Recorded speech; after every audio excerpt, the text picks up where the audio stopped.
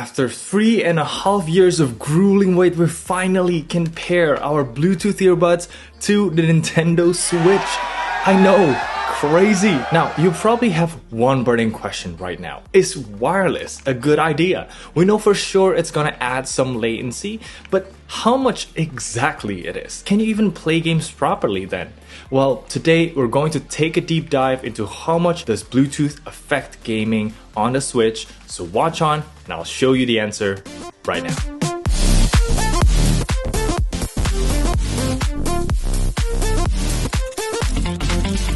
Selamat pagi! Good morning everyone, Kenneth here and welcome to my in-depth latency test video of the new Bluetooth audio support on the Nintendo Switch version 13 update. Now before we start, let's go through some of the important limitations first.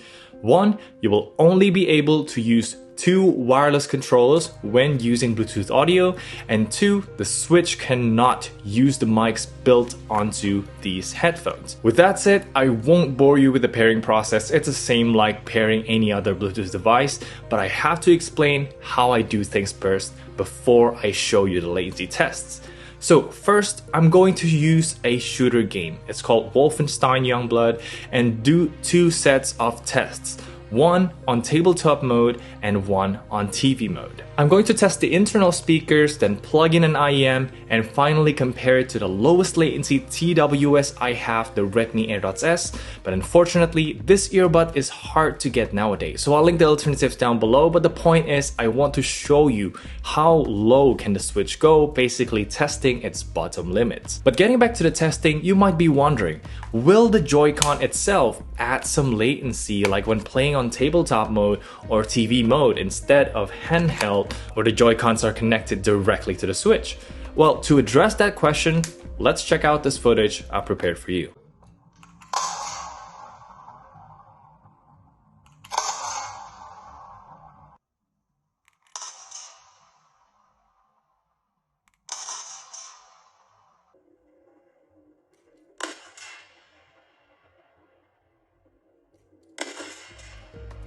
Okay, from this clip, we have 2 key takeaways. Number 1, the time it takes for a button press to trigger the animation is always around 150 milliseconds, plus or minus 1 frame or 70 milliseconds there, which is the margin of error in my latency test. This means that it doesn't matter if you're on TV mode, handheld, or tabletop mode, you will have about the same amount of video latency. But wait, the audio is where things get interesting here. So on to key point number 2, the audio comes out early or late depending on how you play.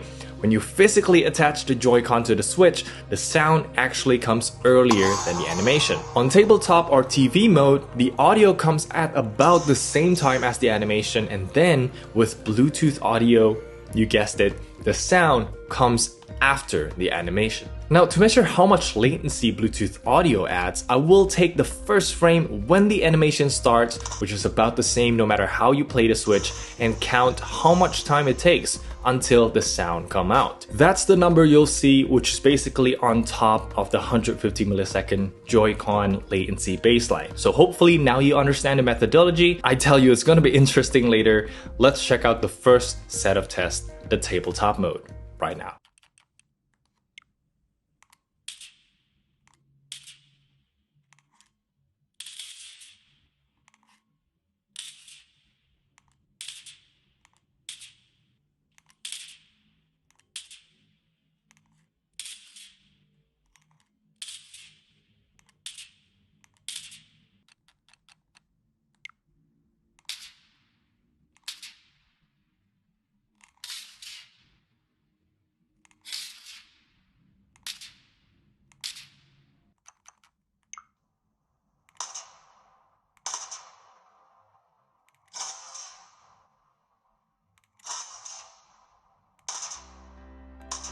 Okay, a quick reminder to hit the thumbs up and subscribe if you haven't, and let's continue because there's a lot to unpack here. Firstly, without gaming mode, the AirDots S performs just like any normal true wireless earbuds at 300 milliseconds.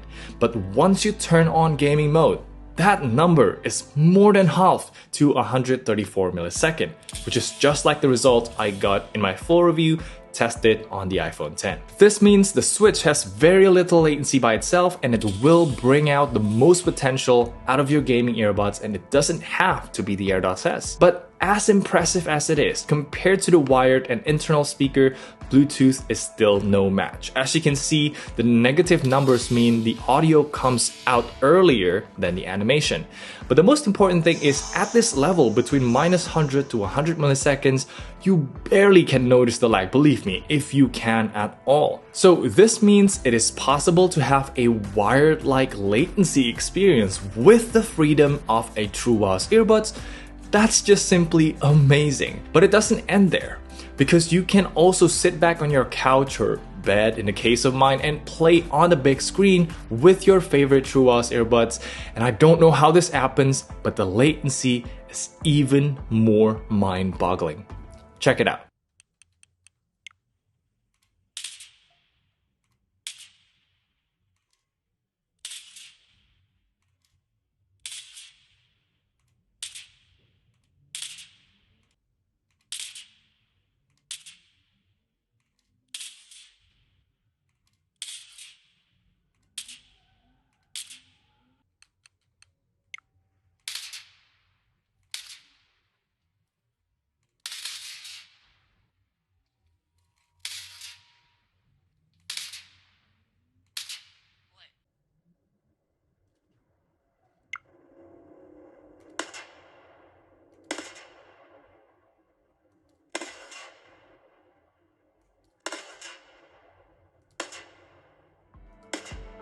Okay, without gaming mode, the latency is slightly lower to 250 milliseconds, but with gaming mode on, and believe me, I've rechecked everything multiple times, the latency goes way down to below 50 milliseconds. How does this happen?